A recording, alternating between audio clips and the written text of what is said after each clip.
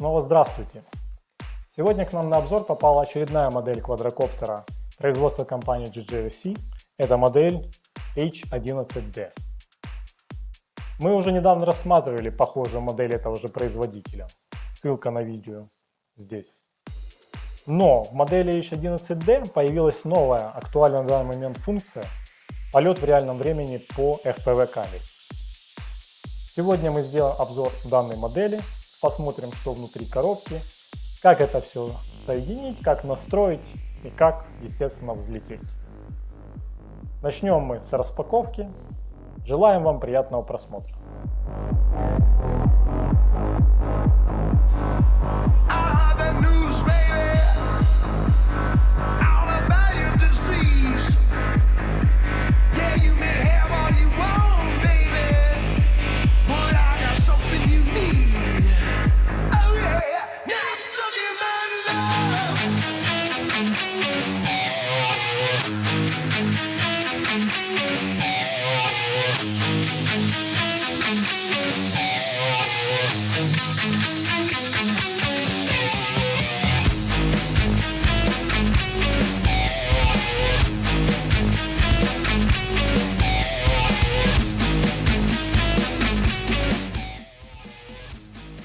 Ну вот, мы вскрыли коробочку, и забегая вперед скажу, что я уже все собирал, все пробовал, полетал, чтобы убедиться, что это все работает, прежде чем это все показывать. Но вот сейчас опять шаг за шагом покажу, что тут было и как это все работает. При вскрытии коробки обнаружили сам коптер, защитные рамки для пропеллеров 4 штуки с саморезиками для их крепления. 4 ноги, которые крепятся к коптеру тоже с помощью саморезов. Аккумулятор полетный, то есть основной аккумулятор. Это где-то емкость 1100 мА, как заявляет производитель, но здесь не написано. Зарядное устройство для основного аккумулятора. Камера. 4 дополнительных пропеллера. Небольшой набор запасных саморезов для крепления ног и защиты пропеллеров. И запасные демпферы для камеры. Потом расскажу, что это.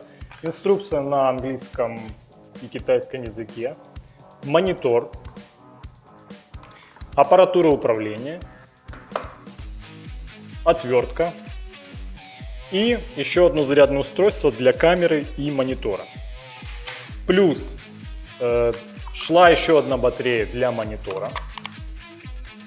Ну и собственно все.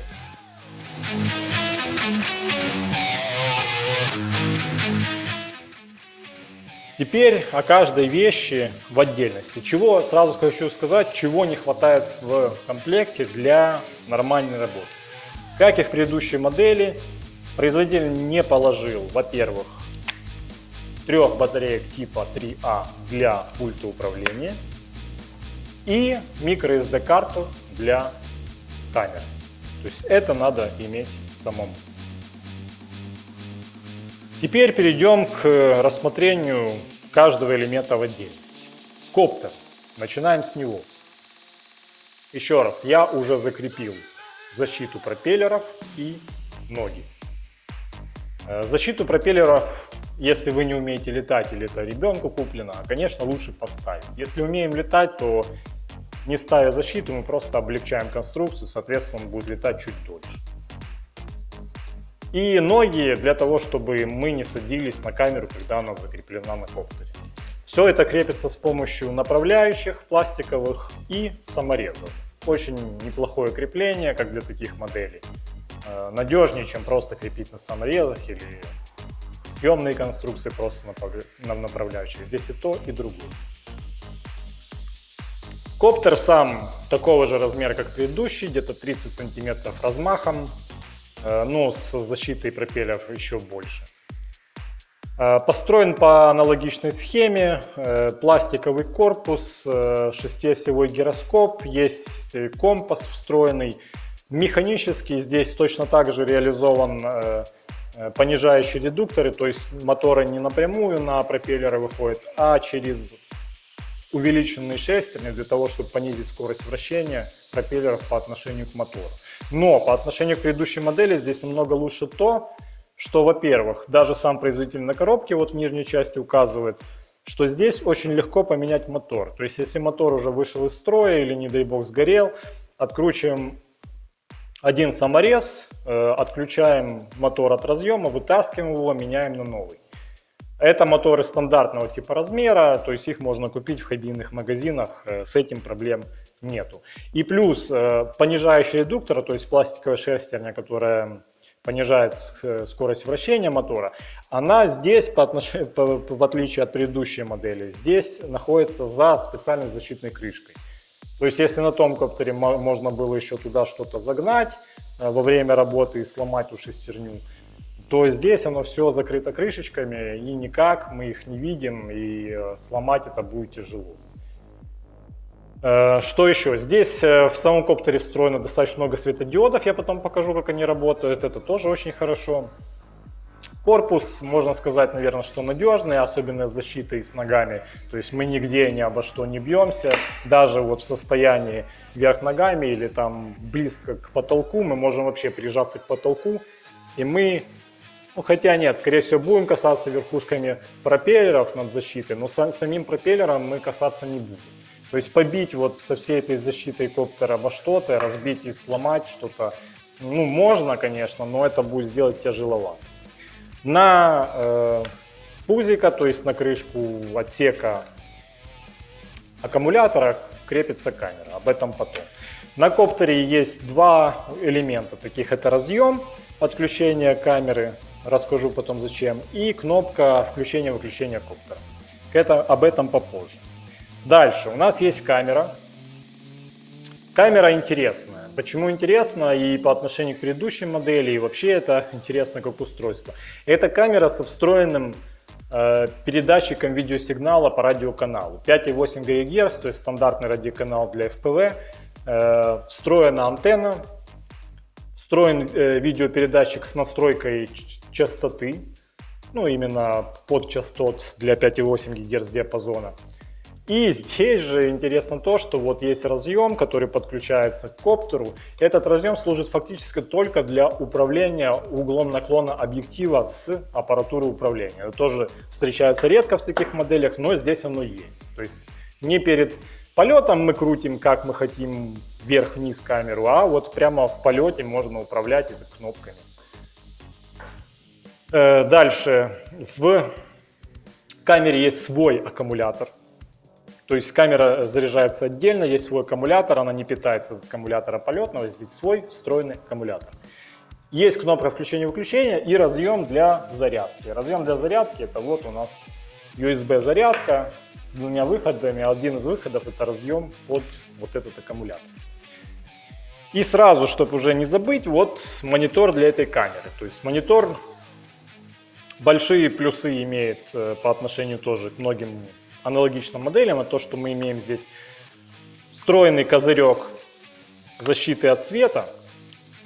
Сейчас я его открою. Вот. Это складной встроенный козырек.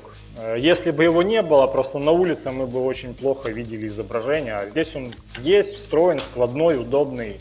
Это большой плюс. В этом же мониторе есть тоже свой аккумулятор, он не был вставлен, это я уже его вставил. Тут аккумулятор на 420 мА.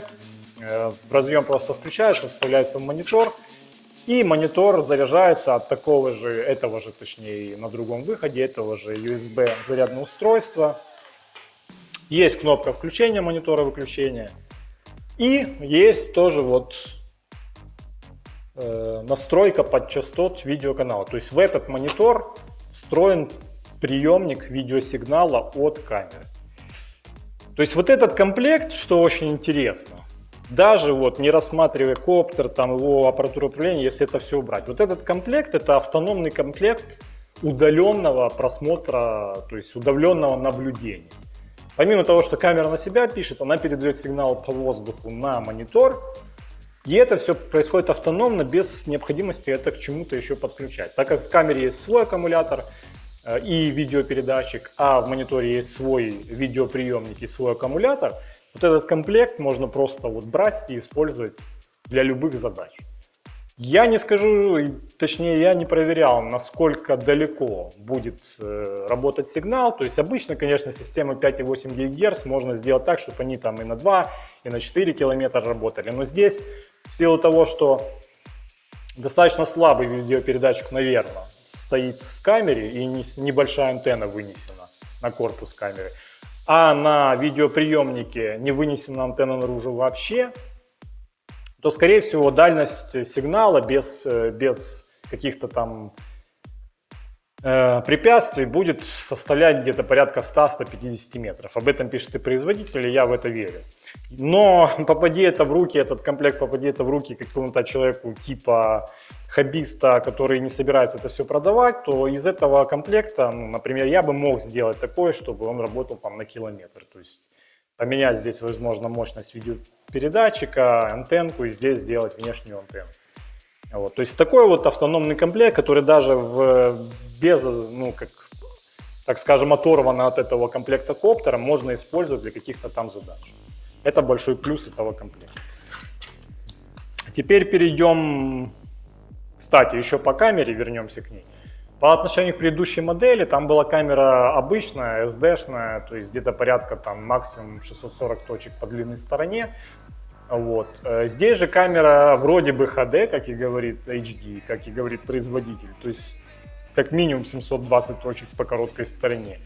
Это видно и по картинке, и, скорее всего, на записи она будет лучше, я потом покажу запись на видео. И плюс этой камеры, она еще у нее есть еще два демпфера, которые вот в комплекте запасные идут, и здесь уже наклеены. И поэтому, когда мы ее крепим на коптер, камера не набирает так много вибраций с коптера. И картинка остается нормально читаемой, не плывет от вибраций и так далее. То есть, конечно, не лучшее демпфирование, но, по крайней мере, оно есть, и картинка остается нормально читаемой. Потому что в предыдущей модели камера крепилась на жесткую коптеру, и там картинка плыла в зависимости от там, скорости работы моторов и так далее, и было это все тяжело смотреть, потом оно было бесполезно. Здесь же камера еще и поддемпфирована, и получше качеством, то есть надеюсь, что картинка будет просто лучше. Перейдем к аппаратуре управления. Еще раз повторюсь, тут не было батареек, я сам их поставил, 3 батарейки типа 3А.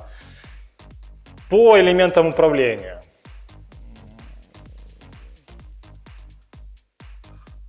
То есть аппаратура стандартно работает на частоте 24 Гц. По элементам управления тоже очень похоже. Это мод 2, газ вверх-вниз слева, поворот вокруг себя слева, вправо-влево. Справа у нас ручка тангажа, крена, то есть вперед-назад и сдвиг влево-вправо. Это стандартно. Помимо этого есть кнопка включения-выключения аппаратуры. Справа под кнопкой, под стиком движения вперед-назад, влево-вправо у нас находятся триммеры центрирования этого стика. То есть что это такое? Если мы взлетели, а коптер сам сдвигается либо вперед-назад, либо вправо-влево, мы должны понажимать на кнопочку противоположной самопроизвольному сдвигу, чтобы модель зафиксировать на одном месте в воздухе. Под левым стиком у нас 4 кнопки тоже. Правая и левая — это триммеры, аналогичные триммеры по вращению вокруг себя. То есть если сам коптер вращается без нашего участия, то надо эти кнопочки понажимать, чтобы он перестал вращаться.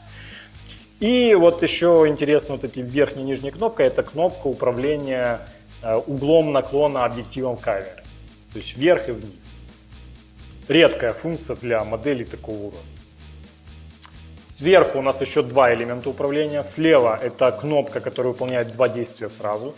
Это либо скорость реакции на стики, либо при длинном нажатии это отключение подсветки модели. Управление скоростью реакции на стики как происходит? Тут есть три положения. Нажимая кнопку, мы слышим сигнал. Если мы слышим один сигнал, это медленная скорость. Если два сигнала, это быстрее скорость. Если три сигнала, самая быстрая скорость. Что имеется в виду? То есть если у нас, например, стоит медленная скорость реакции на стики, то когда мы тянем стик до упора правый или левый, коптер будет плавно, медленно смещаться в ту сторону, в которую мы тянем. Если у нас максимальная скорость стоит, то сильно потянули, он сильно сместился. То есть это вот просто 3 положения, 3 скорости, которые тут предустановлены. На этой же аппаратуре есть еще вот ряд дополнительных интересных кнопок. Кнопка, такие функции, например, как видео, старт записи и стоп записи видео по радиоканалу. Тоже очень хорошо. Вместо того, чтобы вспоминать перед полетом, включили ли мы запись видео или нет, и здесь есть кнопка начала записи, даже если мы в полете находимся, нажали, он начал писать, нажали еще раз, перестал. Кнопка фото. Во время записи видео, конечно, не получится сделать фото, но если мы видео не пишем, то нажав кнопку фото, мы получим фотографию на карту памяти. Кнопка автоматического возврата, честно признаюсь, не тестировал в этой модели, в предыдущей тестировал, она работала. То есть модель перед взлетом запоминает направление компаса, во время полетов она просто летает, а когда вы нажимаете эту кнопку, она пытается по компасу лететь в нашу сторону, если мы тянем стик на себя. То есть интеллектуальный возврат. Я бы не пользовался, потому что не доверяю этим функциям, но в предыдущей модели проверял, работало. Ну, собственно, все по пульту. Здесь, кроме того, что здесь центральная часть поднимается, раздвигается, и сюда крепится вот наш FPV монитор. То есть это просто раздвижное такое крепление, которое обхватывает монитор. Не самое надежное, то есть если там перевернуть и что-то там резко сделать, то, скорее всего, монитор выпадет.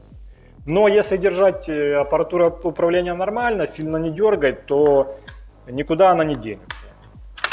Точнее, никуда монитор не денется, ничего не будет выпадать. То есть большое спасибо, что это здесь вообще реализовано, и реализовано вот в таком виде, как минимум, что это удобно, что монитор не отдельно, он прямо здесь, мы прямо в него смотрим и летим. То есть огромный вообще плюс этой модели, помимо уже всех перечисленных, это то, что здесь есть FPV, то есть полет по камере в реальном времени. То есть мы летим, а камера передает, кроме того, что пишет, она передает картинку на монитор в реальном времени. То есть фактически мы можем, несмотря на модель, когда уже понимаем, как ее управлять и так далее, несмотря на модель, лететь и смотреть просто в монитор. Этот плюс этой модели перечеркивает все там небольшие недостатки, которые она есть. Там, например, по качеству там, или там, по каким-то неудобным зарядным устройствам, которых достаточно много. Просто это все перечеркивается тем, что мы можем это делать. Это до сих пор это был удел дорогих моделей или там совсем маленьких моделей с ужасным качеством видео, или которые просто на улице не могли летать из-за того, что были очень мелкими. Здесь модель достаточно тяжеленькая, то есть она выдержит определенный ветер, то есть для того, чтобы понять, что такое FPV, как по нему летать и даже, возможно, какие-то себе по полосе какие-то препятствия пройти, этой модели вполне хватит, как для развлечения, для обучения или для получения вообще представления о том, что это такое. Плюс она еще и запишет видео, еще может быть даже неплохо, хотя мы это проверим позже. Хотелось бы продемонстрировать, я пока это, хотя не буду снимать, как это все включить, как это все запустить. То есть мы, естественно, должны зарядить все свои батареи, вставляем в корпус коптера основную полетную батарею, подключаем к разъему. Разъем у нее GST, перепутать плюс-минусом невозможно. Разъем стандартный, то есть можно заряжать обычными хоббийными стандартными зарядками типа IMAX. Вот. Дальше мы должны единственный разъем камеры подключить к соответствующему разъему на коптере, для того, чтобы получить управление углом наклона объектива камеры. Больше этот разъем ничего не делает. Вот. Подключили, зацепили, поставили. В мониторе у нас должна быть установлена батарея и батарейки в пульте управления. Значит, мы сначала, как обычно, для того, чтобы сопрячь коптер с аппаратурой управления, для того, чтобы забиндить это все, надо включить коптер, есть своя кнопка включения. Вот он начал мигать светодиодами. Надо включить аппаратуру кнопкой включения, потянуть левый стик вверх и вниз. Коптер перестал мигать, значит у нас связь между аппаратура управления и коптером установилась. Теперь мы можем еще включить камеру и включить монитор. И мы получаем картинку с камеры. Что мы видим? Мы видим, сейчас пишется, что у нас ошибка карты памяти, потому что карта памяти не вставлена. Мы видим здесь счетчик, таймер записи. Фактически, скорее всего, когда мы начнем запись, он начнет тикать. Мы видим, что это HD сигнал. То есть это не сигнал HD, сигнал-то в любом случае равен аналоговому изображению в данном случае. Но имеется в виду, что возможно, что камера 720 точек. Это мы проверим. У нас две пиктограммы уровня заряда аккумуляторов в мониторе и в камере. Хотя их честность, я не ручаюсь за их честность и правдивость показаний, потому что вроде бы оба аккумулятора заряжены, а здесь показывают, что они не очень заряжены. Это надо еще проверять, но как минимум сигнал есть и он работает. Я пока выключу монитор и камеру, чтобы не сажать зря батарею. Как можно видеть, у нас на коптере находится достаточно много светодиодов. Эти светодиоды очень сильно помогают для ориентации или понимания ориентации коптера в пространстве, когда он находится от нас на каком-то удалении. То есть спереди у нас синие светодиоды, сзади два красных светодиода, по бокам зеленые. Они достаточно яркие, все хорошо светятся, и если мы отлетаем от себя уже на какое-то расстояние, естественно, проще по ним ориентироваться, чем пытаться разобрать, какой стороной к нам коптер этот вообще повернут. На аппаратуре управления есть функция выключения светодиодов. Зачем она нужна, непонятно, но такая функция есть, что тоже приятно. Если аппаратуру сейчас выключить, то коптер опять начнет мигать. Я ее выключил, коптер просто мигает светодиодами, это говорит о том, что он не видит аппаратуру управления и лететь он не может. Я включаю аппаратуру, опять тяну стик левый вверх-вниз, опять связь установилась. Сейчас, если потянуть ручку, коптер начинает раскручиваться и можно взлетать. Пока все, то есть, в принципе, обо всем поговорили. Нюансы учли. Будем сейчас пробовать полетать, поснимать это все, а потом выложить результат полетов. Попробуем, потестируем 3D режим, это правая верхняя кнопка на пульте управления. То есть фактически это будет просто, когда мы тянем правую ручку до упора в любую сторону, это во время этого режима будет просто происходить резкий переворот коптера по оси. Попробуем и это, заодно снимем, и поделимся это все всем в конце видео. Больше, в принципе, о модели добавить нечего, то есть модель получилась интересной за свои деньги. То есть фактически она стоит столько же, сколько и та модель, которую мы раньше рассматривали. Только у той модели не было FPV, камера была без демпфирования и попроще по качеству. Но зато аппаратура управления была немножко посерьезнее, с экраном со своим, отображающий режимы полета. Но сам коптер, он был очень похож и, в принципе, того же форм-фактора, того же размера. Выполнен он был, может, чуть-чуть попроще, чем этот, но фактически это одинаковые модели, кроме того, что предыдущая модель не обладает функцией полета по камере, а эта модель этой функцией обладает. И если выбирать уже между этими двумя моделями, то, естественно, эта модель H11D является намного более предпочтительной по отношению к предыдущей модели. Тут и можно использовать отдельно от всего остального камеру с монитором, как под какие-то любые другие задачи. Так и летать на коптере, снимать и летать по FPV через препятствия. То есть куча разного развлечений. Поэтому сейчас полетаем, покажем, выложим, и на этом мы закончим. Спасибо большое.